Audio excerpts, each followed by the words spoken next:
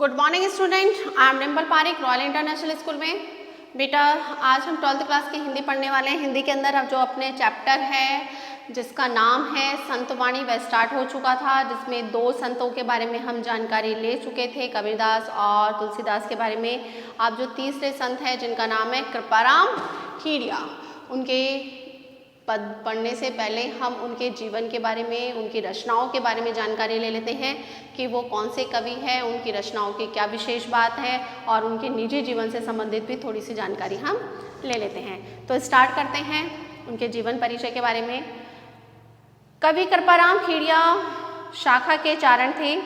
उनके पिता का नाम जगराम था और उनके जगराम था जो कि एक खराड़ी गांव के निवासी थे, जो कि पाली जो जिला है उस पाली जिले के अंदर आता है। वो उनके पिता का नाम क्या था बेटा? जगराम, और जो कि क्या थे? खराड़ी गांव के निवासी थे, जो कि वर्तमान में कहाँ पर स्थित है? वो पाली जिले के अंदर स्थित है। सीकर नरेश देवी सिंह और उनके पुत्र राजा लक्ष्मण सिंह ने इनकी कवि प्रतिभा एवं विद्वता से प्रभावित हो इन्हें महराजपुरा एवं लक्ष्मणपुरा गांव की जागीरें प्रदान करी थी। आप देखिए ये जो कवि है, ये कवि के बारे में बताया गया है कि सीकर के अंदर पहले क्या था?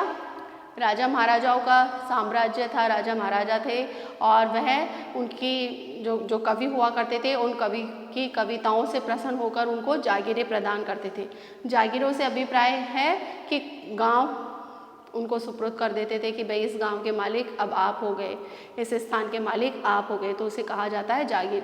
तो इसके अंदर जो सीकर नरेश थे जिनका नाम था देवी सिंह और उनके पुत्र राजा लक्ष्मण सिंह ने उनकी कवि प्रतिभा और विद्वता से प्रभावित होकर उनको क्या किया था? महराजपुरा एवं लक्ष्मणपुरा जो गांव थे उन गांवों की जागीरें उनको प्रदान की थी। किससे प्रसन्न होके? उनकी कविताओं से प्रसन्न होके। कृपाराम खेड़िया का रचना का स्वतः 1864 के आसपास माना जाता है कि इनके रचना काल, यानी कि जब इन्होंने रचना लिखना प्रारंभ किया था तो कौन से सन में किया था? करीबन सन 1864 के आसपास। इनकी रचनाओं में राजियारा सोठा, चालननेसी तथा एक अलंकार ग्रंथ के नाम गिनाए जाते हैं। इनमें से राजियारा सोठा ही वर्तमान में उपलब्ध है। इन्होंने वैसे तो बहुत सारे इन्होंने रचनाएं लिखी हैं, लेकिन वर्तमान के अंदर हमारे पास में सिर्फ इनकी एक ही रचना है जिसका नाम है राजियारा सोठा। अब बेटा राजियारा सोठा जो है ना आपकी रचनाएं, इन रचनाओं के पीछे कोई एक उद्देश्य छुपा हुआ है, वो मैं आपको अभी थोड़ी देर बाद में बताऊंगी। पहले थोड़ा सा उनके बारे में समझ लेते हैं कि राजियारा सोठे के अंदर क्या विशेष बात बताई गई है। इसमें दे रखा है आपके कि राजियारा सोठा कवि ने अपने सेवक राजा राम को संबोधित करके लिखा है। राजा राम कवि का विश्वास पात्र एवं सेवाभावी सेवक था। अब जो राजा राम, ये कृपाराम खेड़िया जो है वह उनके एक सेवक थे जिसका नाम क्या था? राजिया। क्या नाम था बेटा? राजिया नाम था। किसका? कृपाराम के एक शिष्य थे जिसका नाम राजिया था। तो वह उनका बड़ा ही विश्वास पात्र था और बड़ा ही सेवाभावी था, अर्थात वह अपने गुरु की बहुत अधिक सेवा किया करते थे। कौन? राजिया। राजा राम निसंतान था। जो राजा राम था वह क्या था? निसंतान था, उसके कोई संतान नहीं थी। इस कारण वह उदास रहता था कि मरणों उपरांत कोई उसका नाम लेने वाला भी नहीं बचेगा। तब कवि ने उसे आश्वासित किया कि वह अपनी कविताओं के द्वारा उसको अजर और अमर बना देंगे। अब देखिए जो उनके शिष्य था, कृपाराम खेड़िया का शिष्य जिसका नाम था राजा राम, तो वह क्या है कि हमेशा इसी चिंता में व्याकुल रहता था, क्योंकि वह क्या था? निसंतान था, उसकी संतान नहीं थी। तो उसको यही टेंशन रहती थी कि उसको जाने के बाद में कोई उसके बारे में नहीं जानेगा, कोई उसको पूछेगा भी नहीं, क्योंकि संतान होती है तो क्या होती है?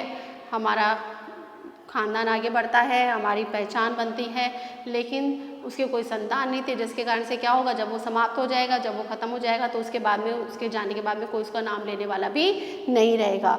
तो जो कृपाराम खेड़िया थे वह उसके उदारता, उसकी सेवा भाव से बहुत अधिक प्रसन्न थे और उन्होंने प्रसन्न होकर उसको आश्वासन दिया कि मैं जो है वह तुम्हें क्या करूँगा? अपनी रचनाओं के द्वारा अजर और अमर बना दूँगा। तो जिसके कारण से कृपाराम खेड़िया ने, आप जब भी उनके पद पढ़ेंगे उन पदों के अंदर उन्होंने अपने शिष्य राजिया का नाम लिया है। और जो सोठे जो हैं वह सोठे भी उनके राजियारा सोठे के नाम से ही प्रसिद्ध है। तो देखिए एक गुरु का अपने शिष्य के प्रति कितना प्रेम है कि एक गुरु ने अपने शिष्य के कारण से अपना नाम ना लिखकर, यानी कि अपनी रचनाओं में अपना नाम को संबोधित ना करके उन्होंने किसके नाम को संबोधित किया, अपने शिष्य को संबोधित करते हुए सारे उन्होंने अपने दोहे समर्पित किए हैं। किसको, अपने शिष्य को। बहुत बड़ी बात है बेटा। तब कवि ने राजा को संबोधित कर नीति के सोठे लिखना शुरू कर दिया। इसमें लगभग कितने सोठे हैं, 140 यानी कि 140 सोठे हैं जो कि किस नाम से प्रसिद्ध है, राजियारा सोठे के नाम से प्रसिद्ध है। कितने हैं, 140 यानी कि 140 दोहे जो लिखे हैं वह किसको संबोधित करते हुए लिखे हैं उन्होंने, कृपाराम ने, अपने शिष्य राजिया को। राजियारा सोठा राजस्थानी भाषा में संबोधित नीति काव्य की प्रथम रचना मानी जाती है। बेटा जो ये रचना है वह राजस्थान की पहली रचना मानी जाती है। किससे संबंधित, नीति काव्य। नीति काव्य जानते हो बेटा, नीति किसे कहते हैं?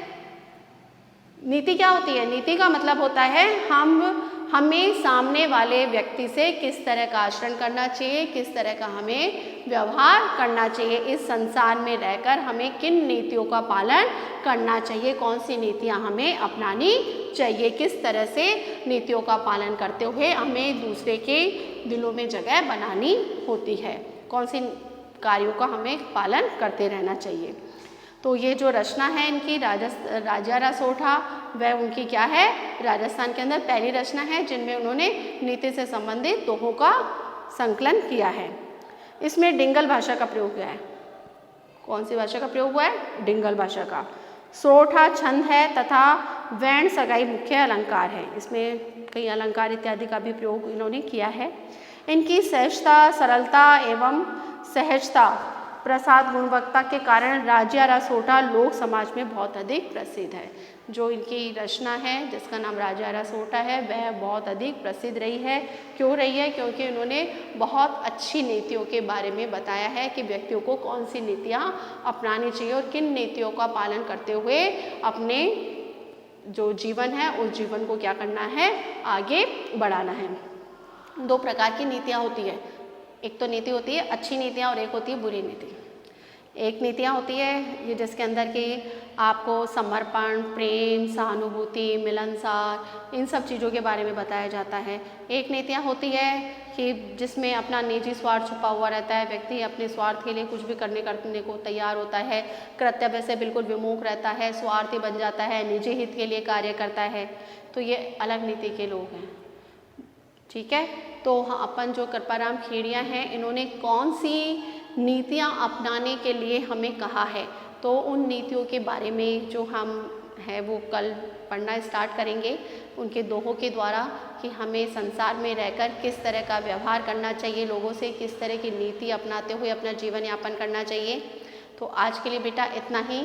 आपको होमवर्क में क्या करना है, ये जो कवि है कृपाराम खेड़िया, इनके जीवन परिचय को आपको नोटबुक में कंप्लीट करना है।